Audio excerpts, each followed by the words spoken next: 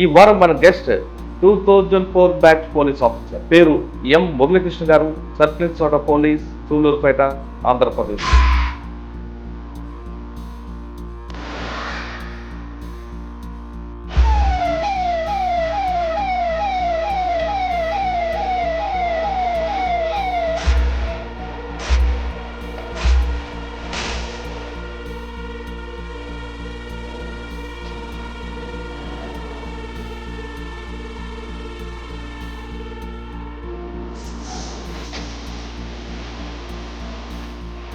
అంటే cycle cement వెళ్ళేవాడు గారు పక్కకి వెళ్ళిపోవడం అంటే కొంచెం ఒక క్రేజీగా అంటే అనిపించింది. అంటే పోలీస్ జాబ్ అంటే ఇంత చీమకుర్తిలో ఫ్లోటింగ్ ఏరియా రకరకాల స్టేట్ల నుంచి వస్తుంటారు.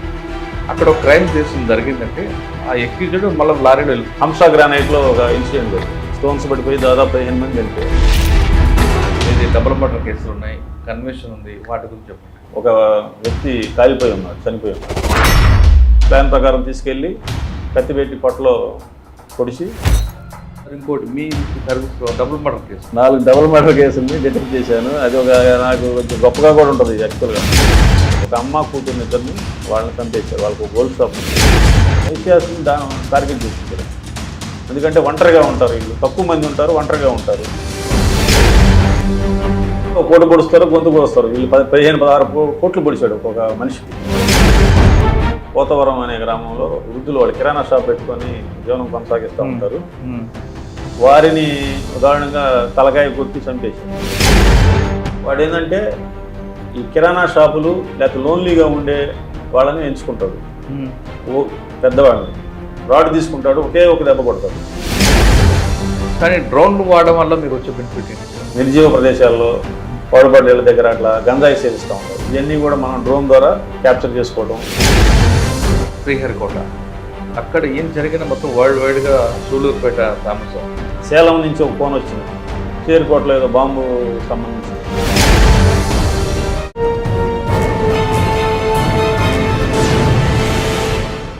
Welcome to crime diaries. ఈ వారం మన గెస్ట్ 2004 బ్యాచ్ పోలీస్ ఆఫీసర్, పేరు ఎం మురళీకృష్ణ గారు, circle inspector police, Sullurpeta, Andhra Pradesh.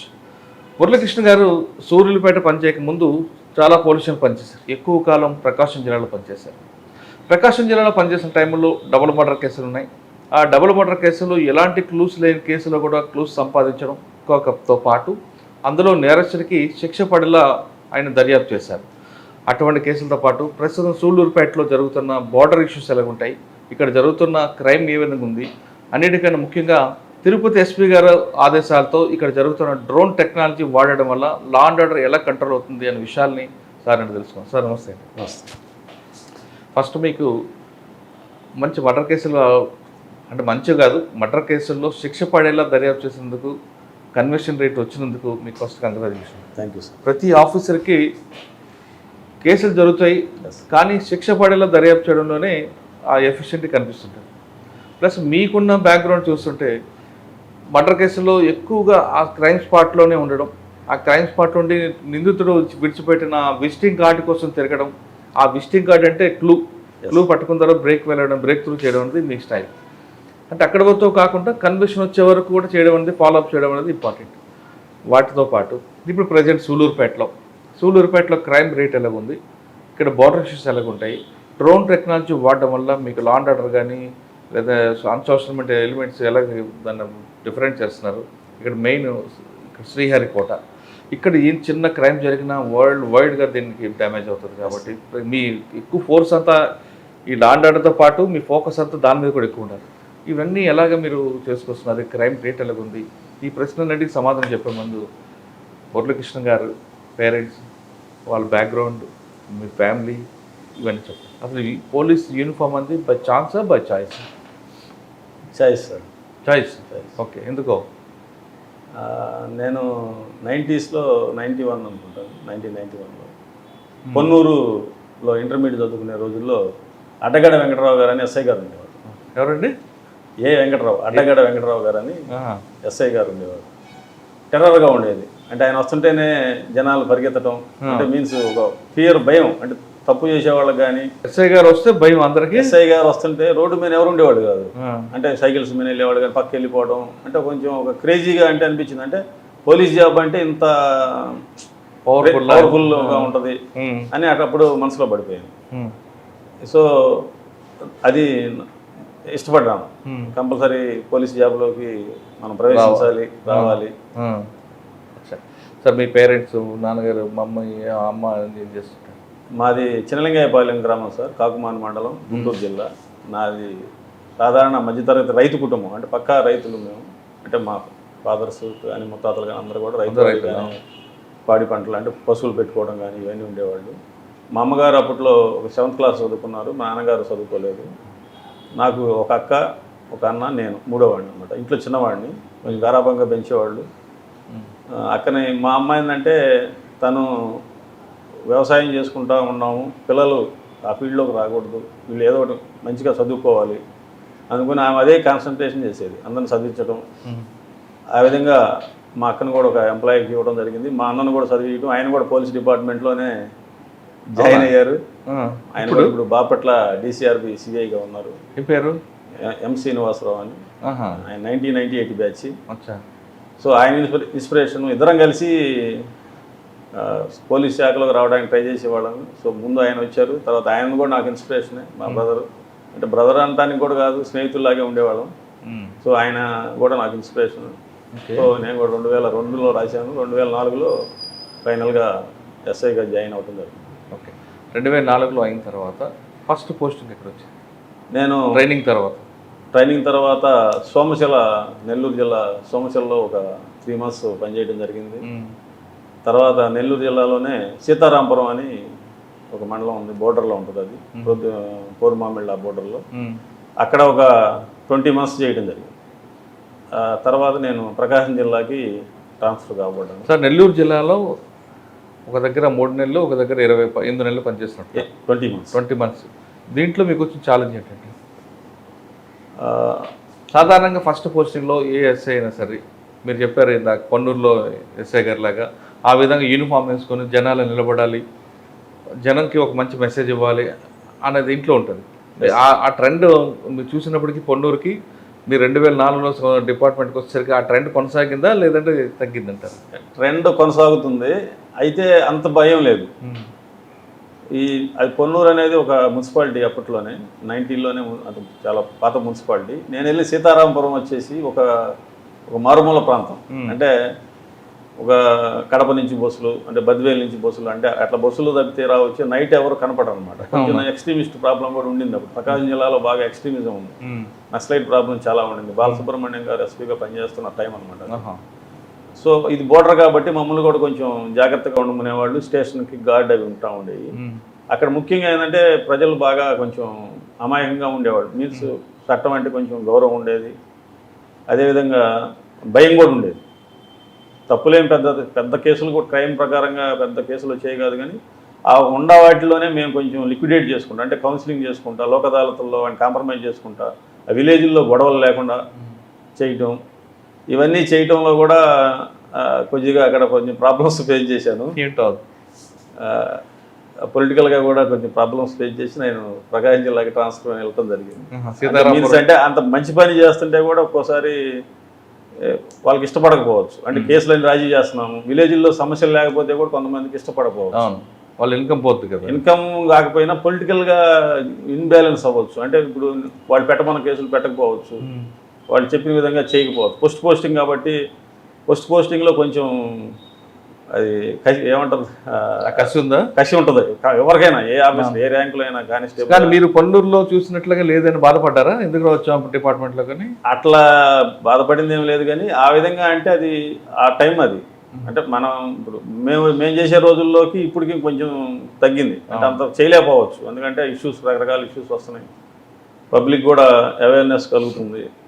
అంతకుముందు రోజుల్లో పోలీసు అంటే వాళ్ళు కనపడితేనే మాయమైపోయేవాడు. ఇప్పుడు అడుగుతున్నారు, సార్ నేనేమో తప్పు చేశానా. మంచిదేలేండి, పబ్లిక్లో కూడా అవేర్నెస్ వచ్చింది. అది ఆహ్వానించదగ్గ పరిణామం. ఎందుకంటే వన్ సైడ్గా ఉండకూడదు ఎప్పుడే.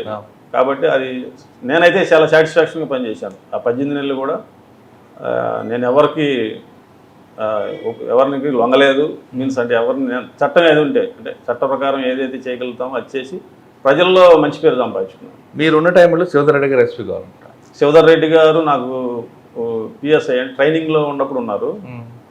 పోస్టింగ్ ఇచ్చిన తర్వాత ఆయన వెళ్ళిపోయారు. తర్వాత మల్లారెడ్డి గారు వచ్చారు. ఆ మల్లారెడ్డి గారు కూడా కొంచెం అక్కడ 4 ఎస్పీలు మారారు నాకు ఒక 2 ఇయర్స్లోనే. సూర్యనారాయణ గారు అని ఆయన ఉన్నారు, ఆయన మారిపోయారు. తర్వాత లాస్ట్లో లక్ష్మీరెడ్డి గారు ఉన్నారు.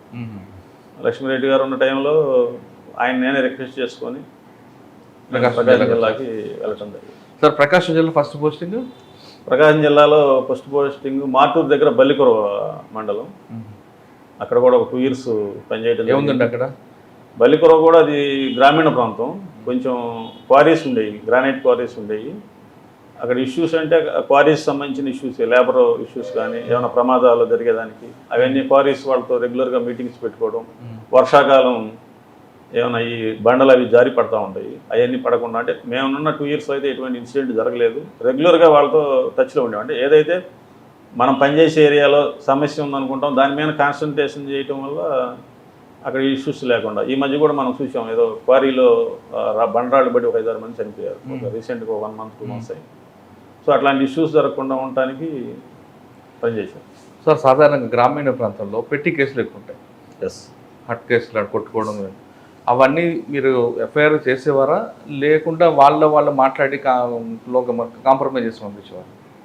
సార్ అంటే కొంతమంది ఆఫీసర్లు ఎఫ్ఐఆర్ అయితే క్రైమ్ రేట్ పెరిగింది వద్దు అని అంటారు, మరి కొంతమంది ఆఫీసర్లు ఎఫ్ఐఆర్ చెయ్యు ఎందుకంటే వాళ్ళకి భయం ఉంటుంది అనేది కొంతమంది ఆఫీసర్ గైడ్లైన్స్ ఉంటాయి. సో ఈ 2 కరెక్టే సార్.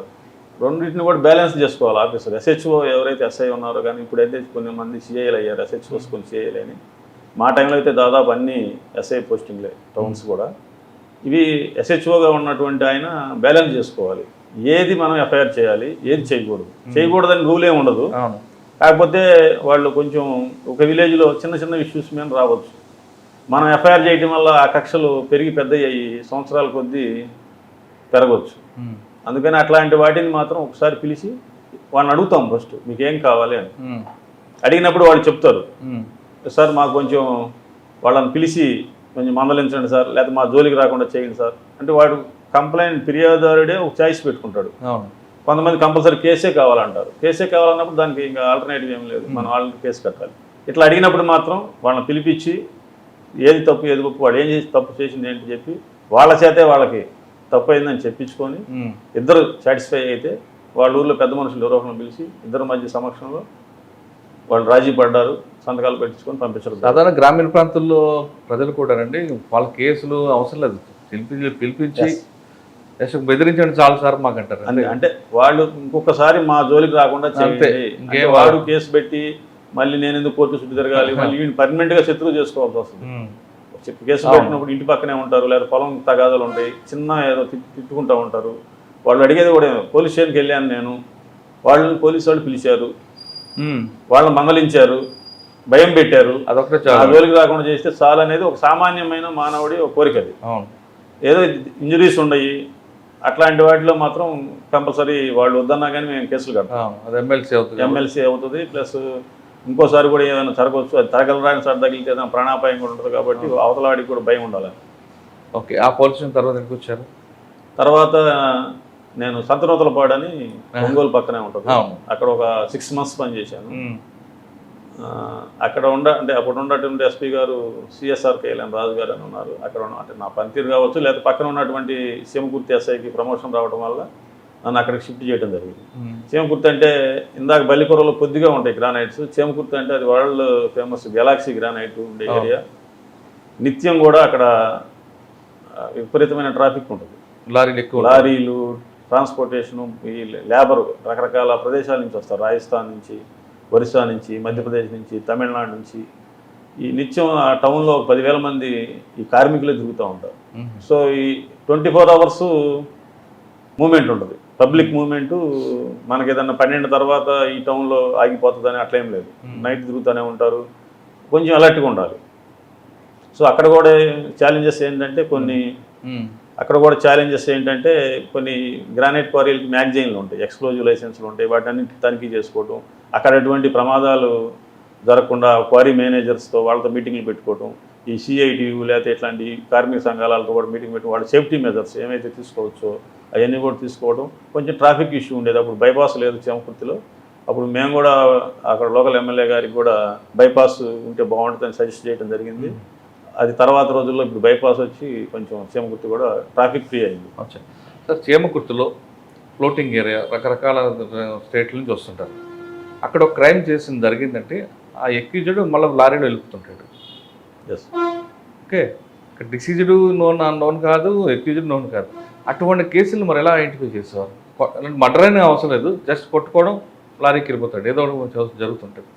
ఒక మాఫియా అంటే అంత మొత్తంలో ఉండేవాళ్ళు కాదు. యాక్చువల్గా ఏంటంటే పని చేయడానికి బయట ప్రాంతాల నుంచి వచ్చిన వాళ్ళు ఎవరైనా కానీ సాధారణంగా ఏం చేస్తారంటే వాడు వెళ్ళే ఉండే రూమ్లో ఉండటం, లేకపోతే రెస్ట్ తీసుకోవడం చేస్తూ ఉంటారు. ఎప్పుడన్నా అకేషనల్గా కొట్లాటలు జరగవచ్చు. కొట్లాట జరిగినప్పుడు మేమేం చేసేవాళ్ళం అంటే ప్రతి కంపెనీకి ఒక రూల్ పెట్టాను, ఒక బుక్ మెయింటైన్ చేయాలి.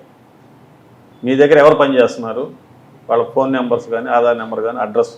అట్లానే ఈ లేబర్ని సప్లై చేసే కాంట్రాక్టర్స్ ఉంటారు, ఒక మెస్సలు మెయింటైన్ చేసి ఒక 50 మందిని, వాళ్ళ దగ్గర కూడా బుక్. అంటే వీళ్ళు ఏం చేస్తారంటే విజయవాడ నుంచి కానీ అట్లా సుదూర ప్రాంతాల నుంచి రైల్వే స్టేషన్ల దగ్గర బయట నుంచి వచ్చే వర్కర్స్ వచ్చిన వాళ్ళని తీసుకొని వస్తూ ఉంటారు. సో వాళ్ళకి ఒక రికార్డ్ మెయింటైన్ చేయడం కోసం ఈ బుక్ అనేది పెట్టడం జరిగింది. ఎందుకంటే అంతకుముందు హంసా గ్రానైట్లో ఒక ఇన్సిడెంట్ జరిగింది. రాళ్ళు పడిపోయి 2008-9 అనుకుంటుంది, స్టోన్స్ పడిపోయి దాదాపు 15 మంది చనిపోయారు. అయ్యో, అప్పుడు కొంతమందిని ఐడెంటిఫై చేయడానికి చాలా కష్టమైంది. సో ఈ ఇన్సిడెంట్స్ అన్నీ కూడా బేస్ చేసుకొని ఒక రిజిస్టర్లో మెయింటైన్ చేయడం అలవాటు చేసాము. అక్కడ కంప్యూటరైజేషన్ వచ్చేసేమో కంపెనీస్ వాళ్ళకి, ఈ లేబర్ కాంట్రాక్టర్స్కి వచ్చేమో బుక్ మెయింటైన్ చేయడం. మీ దగ్గరకు ఎవరు వచ్చినా కానీ వాడి నెంబర్, ఆధార్ నెంబర్ పెట్టుకోవడం, వారి యొక్క ఏజ్, ఏ నేటివ్ ప్లేస్ ఎక్కడ, ఫోన్ నెంబర్, ఎవరి ద్వారా వచ్చారు, ఇట్లా పెట్టుకోవడం వల్ల ఏంటంటే మాకు ఒక స్ట్రీమ్ లైన్ అయింది వర్కర్స్. కానీ చేమకుర్తి అనగానే చాలామంది పోలీసుల ఆఫీసర్కి డబ్బులు వస్తాయంటారు, వస్తామంటారు కదా, అవన్నీ ఒక అపోహలని అంటాను నేను. డబ్బులు అనేది పోలీస్ శాఖలో చేమకుర్తిలో వస్తాయా లేదా ఇంకో చోట వస్తాయి అనేది అవన్నీ బయట పబ్లిక్ యొక్క అది అపోహ. చేమకుర్తి గ్రానైట్ కంపెనీల వాళ్ళు డబ్బులు ఇచ్చేది అట్లాంటిది ఏముండదు సార్. ఆయన ఇచ్చిన వేరే డిపార్ట్మెంట్ ఉండే, మీ డిపార్ట్మెంట్కి ఇవ్వడం అట్లా వాళ్ళకి వేరే వాళ్ళకి కూడా ఇస్తారని చెప్పను. వాళ్ళకి ఏదైనా లొసుకులు ఏమన్నా ఉంటే అది ఎక్కడైనా జరుగుతాయి కదా, ఎక్కడైనా జరుగుతూ ఉంటాయి సార్. చేమకుర్తి తర్వాత నేను ప్రమోషన్ వచ్చింది సార్ నాకు. చేమకుర్తి ప్రమోషన్ వచ్చింది. చేమకుర్తి నుంచి జస్ట్ ఒక 5-6 నెలలు ఒక ఎస్బీ, అప్పుడు రఘురామరెడ్డి గారు ఎస్పీ గారు ఉన్నారు. రఘురామరెడ్డి గారు ఎస్పీగా ఉన్నప్పుడు ఎస్బీ కమ్ తాలూకా పోలీస్ స్టేషన్లో టెంపరీగా ఒక 3 నెలలు చేశాను. అప్పుడు ఎన్మార్ట్ అని ఒక కేసు చేయడం జరిగింది. ఏదండి ఎన్మార్ట్ అంటే చైన్ సిస్టమ్, అది అదే multi level market. Multi level అది అప్పుడు నిషేధం ఉండింది.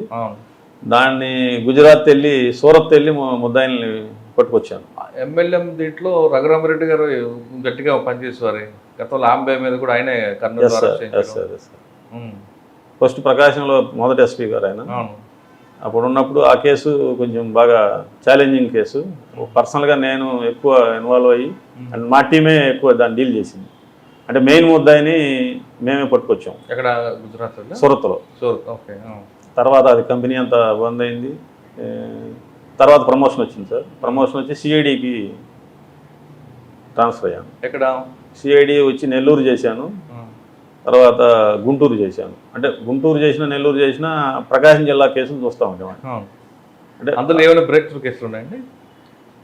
బ్రేక్ త్రూ అంటే ఒక బీఈడి కాలేజీది కందుకూరులో ఒక దాని మీద ఎంక్వైరీ రిపోర్ట్ రాశాను. దాని మీద ఒక కేసు చేయడం జరిగింది. అంటే వాళ్ళ అక్రమాలు, బీఈడి కాలేజీలు, చైన్ ఆఫ్ వినుకొండలో నేటివ్ రఫీ గారు అని ఆయన కాలేజీలు పెట్టి స్టూడెంట్స్ లేకపోవడం, వాళ్ళు ఏదో మేనేజ్ చేస్తూ ఉంటే దాని మీద ఎంక్వైరీ చేసి రిపోర్ట్ ఇవ్వడంతో దాని మీద కేసు ఫైల్ చేశారు. తర్వాత సిఐడి తర్వాత ఇంటెలిజెన్స్ చేసే టైంలో, సిఐడి చేసే లాస్ట్ టైంలో డీజీపీ రాముడు సార్ దగ్గర పేషీలో పనిచేశాను. 2014 జేవి రాముడు సార్ డీజీపీగా ఉన్నారు. హైదరాబాద్లో ఉండేది అప్పుడు ఆఫీసు. సార్ పేషీ ఇన్స్పెక్టర్గా వర్క్ చేయడం జరిగింది.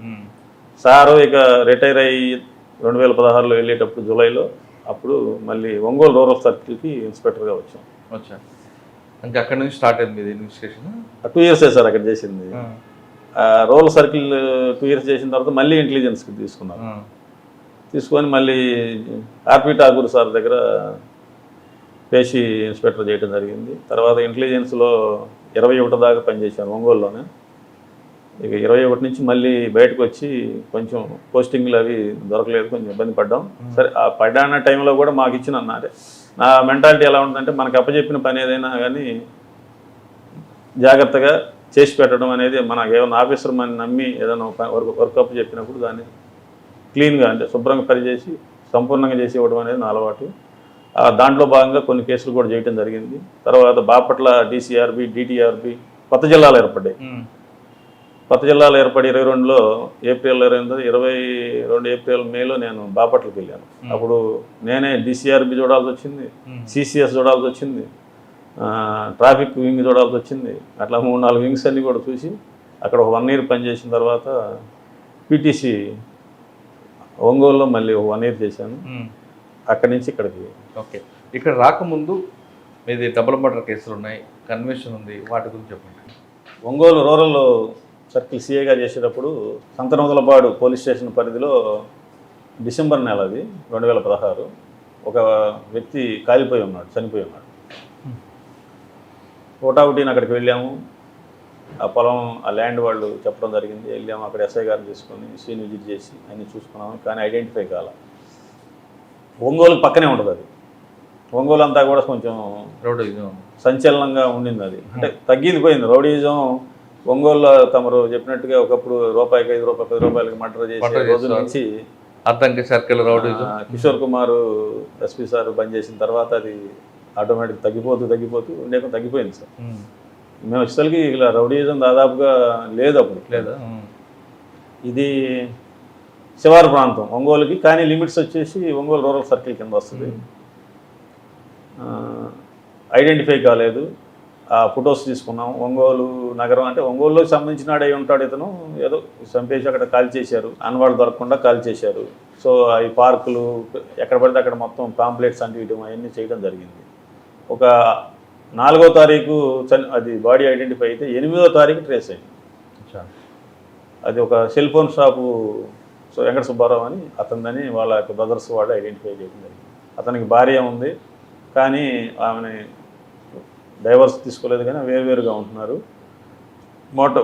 మర్డర్ కేసుల్లో ఎప్పుడైనా సార్ బాడీ కనుక అంటే చనిపోయినది ఎవరో తెలిస్తే దాదాపుగా కేసు అయిపోతుంది, పరిష్కారం జరుగుతుంది. ఎందుకంటే దానికి మనిషికి సెక్సువల్ జెలసీ కానీ, లేదా ఫైనాన్షియల్ మ్యాటర్ కానీ, పొలిటికల్గా కానీ ఎట్లా ఏదో 3-4-5 కారణాలు. పొలిటికల్ కన్నా ఈ రెండే ఎక్కువ ఉంటాయండి, సెక్సువల్ కానీ లేదంటే ఫైనాన్షియల్గా కానీ.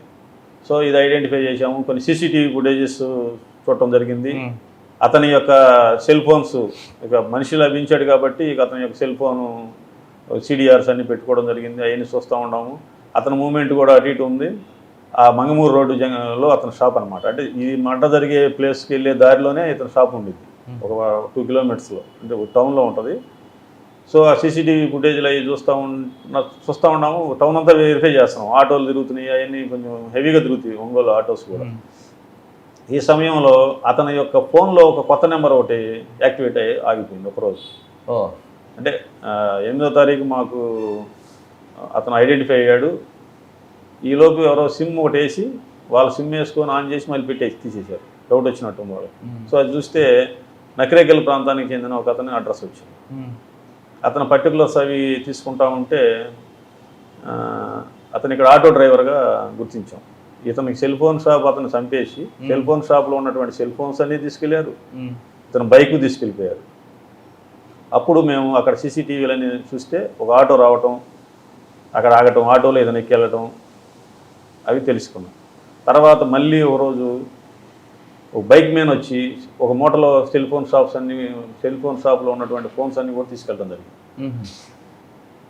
సో ఈ విధంగా జరుగుతున్న టైంలో పర్సన్ ఐడెంటిఫై అయ్యాడు. ఫోన్ నెంబర్ ద్వారా యాక్టివేట్ చేయడం వల్ల, అంటే ఆ ఫోన్లో యాక్టివేట్ చేయడం వల్ల అతను ఐడెంటిఫై అయ్యాడు. ఐడెంటిఫై అతని కోసం వాచ్ చేసుకుంటూ ఉన్నాం. ఒకరోజు మళ్ళీ వచ్చాడు అతను. మళ్ళీ షాప్లో ఇంకేమైనా మిగిలిపోయినట్టు మర్డర్ చేసిన తర్వాత బండి అవి తీసుకుని వెళ్ళిపోయాడు, షాప్లో ఉన్న మనీ వరకు తీసుకుని వెళ్ళిపోయాడు.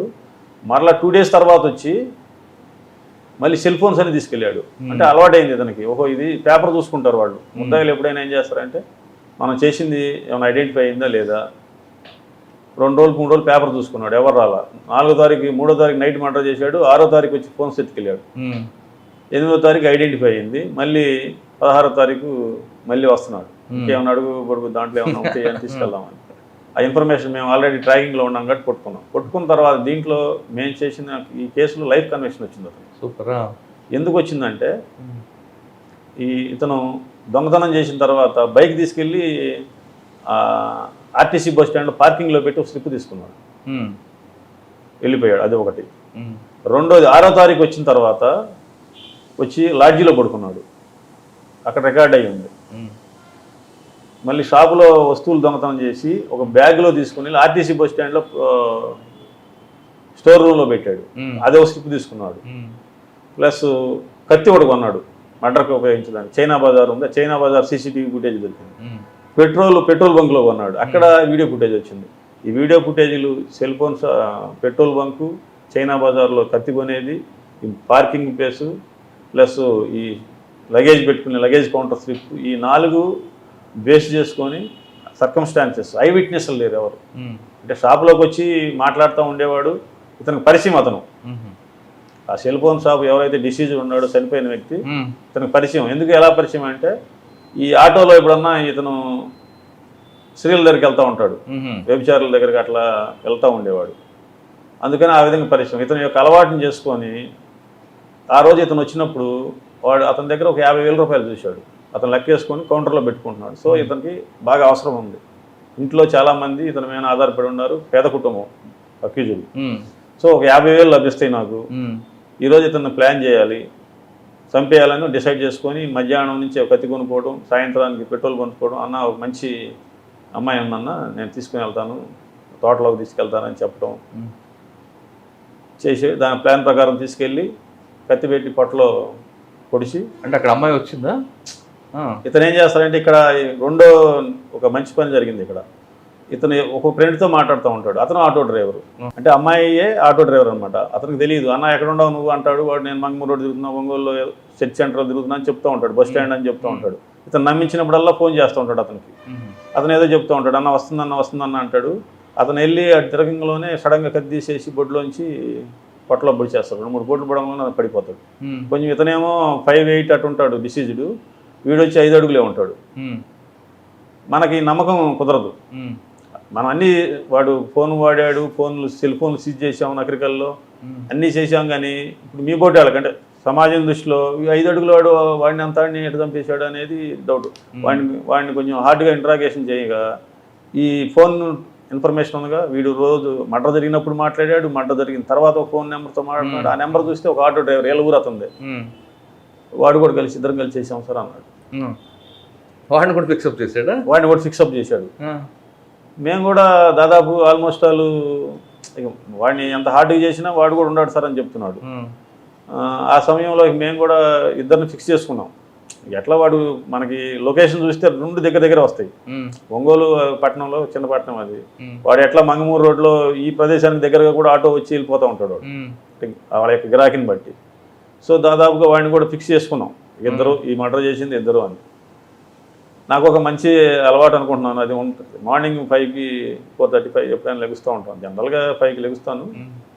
ఒకసారి కాస్త ఒక 15 నిమిషాలు మెడిటేషను అది జరుగుతూ ఉంటుంది.